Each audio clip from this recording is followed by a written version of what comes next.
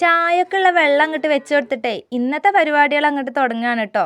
സ്കൂളില്ലാത്തത് കൊണ്ട് വലിയ തിരക്കില്ല. ഇന്നാണെന്നുണ്ടെങ്കിൽ വെള്ളിയാഴ്ച ആയതുകൊണ്ട് തന്നെ മദ്രസും ഇല്ല കേട്ടോ. അതുകൊണ്ട് ഞാൻ പിന്നെ കുറച്ച് നേരം അവിടെ കിടന്നിട്ടൊക്കെ ഉണ്ടായിരുന്നു.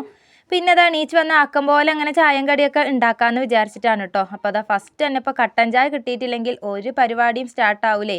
അത്യാവശ്യം ചെറിയ രീതിയിൽ തണുപ്പുണ്ട്, എന്നാലും എല്ലാ ദിവസവും ഉള്ള പോലെ അങ്ങനെ പെരും തണുപ്പൊന്നും ഇല്ല കേട്ടോ. ഒന്ന് കുറച്ചൊരു സമാധാനം ഉണ്ട് എന്തായാലും.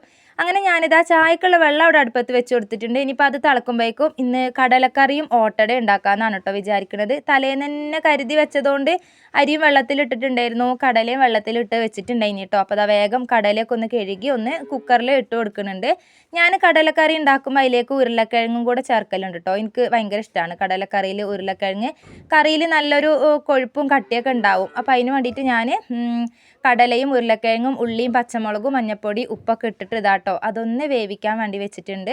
പിന്നെ ഇതാ ചോറും അരിയൊക്കെ കൂട്ടിയിട്ട് ഞാൻ ഓട്ടടേൻ്റെ മാവും ഒന്ന് അരച്ച് കൊടുത്തിട്ടുണ്ട്. ഓട്ടടേൻ്റെ ഒക്കെ ഇപ്പോൾ എല്ലാവർക്കും അറിയണതാണതുകൊണ്ടേ അതിങ്ങനെ റെസിപ്പി ആയിട്ടൊന്നും പറയണില്ല കേട്ടോ. അപ്പോൾ അതാ നല്ലോണം ഒന്ന് ചട്ടിയൊക്കെ ചൂടാക്കി എടുത്തിട്ടുണ്ട്. പിന്നെ ഇതാട്ടോ ഓരോന്നായിട്ട് അങ്ങനെ ചുട്ടെടുക്കുന്നുണ്ട്.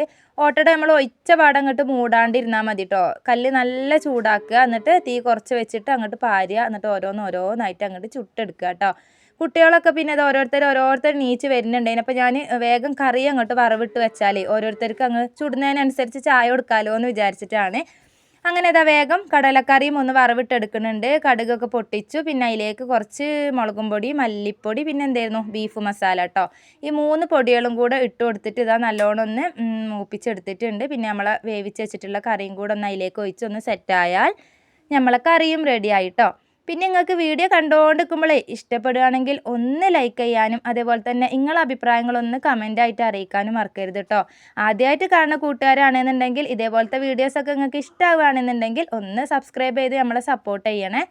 അപ്പോൾ അതാ ഞാൻ അപ്പുറത്തുനിന്ന് കടിയും കറിയൊക്കെ ആക്കിക്കൊണ്ട് നിൽക്കുന്നുണ്ട്. ഇന്നിപ്പോൾ തീ കത്തിച്ച് വെള്ളം വെക്കുന്ന ഡ്യൂട്ടി ഇക്കാനെ ഞാൻ ഏൽപ്പിച്ചതാണ് കേട്ടോ.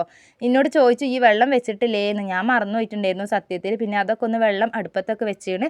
പിന്നെ ഇതാ എല്ലാവരും ചായ കുടിയും ചൂടോടെ അവർക്ക് ചുട്ടുകൊടുത്ത് എല്ലാവരും ചായ കുടിയൊക്കെ കഴിഞ്ഞിട്ടാണ് ഞാൻ ചായ കുടിക്കാനിരുന്നിട്ടുണ്ടായിരുന്നത്. ചൂടോടെ അങ്ങനെ ചുട്ടുകൊടുത്തിട്ടോ. എല്ലാവരും പുരയിലുണ്ടല്ലോ, അപ്പോൾ അങ്ങനെ അങ്ങ് കുടിക്കാമെന്ന് വിചാരിച്ചു. പിന്നെ ഞാനും വേഗം ചായയൊക്കെ കുടിച്ച് വന്നതാ വേഗം ഒന്ന് പാത്രങ്ങൾ കഴുകിയെടുക്കുകയാണ്. പുറത്ത് കുറച്ച് പണികളൊക്കെ എടുക്കാനുണ്ട്. അപ്പോൾ ആ ഒരു വിശേഷങ്ങളൊക്കെ നമുക്ക് അടുത്ത വീഡിയോയിലൂടെ കാണാം കേട്ടോ. ഇന്നെന്തായാലും പിന്നെ ഒന്ന് സേവനവാരത്തിന് ഇറങ്ങാനുണ്ട്. അപ്പോൾ ഓക്കെ, ബായ്.